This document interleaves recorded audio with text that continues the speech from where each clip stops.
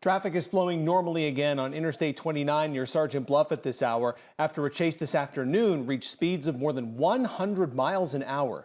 The chase ended at the I-29 southbound rest area just south of Sergeant Bluff around 3:30 p.m. Traffic was briefly backed up as law enforcement arrived at the scene, but one lane of traffic was quickly reopened. The Iowa State Patrol tells KTIV the pursuit started in Monona County, went north on I-29 into the Sioux City Metro, then briefly into South Sioux City before returning to I-29 southbound.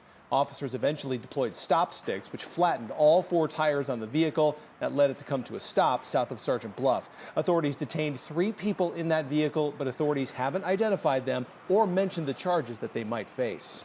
It was just a short time later, about a half-mile south of the rest area, that emergency crews responded to a semi that went into the median. The Iowa State Patrol tells KTIV that incident isn't related to the chase. The incident reduced northbound traffic on I-29 to 1 lane while crews investigated that crash and removed the semi from the median. Both lanes, though, are back open at this hour.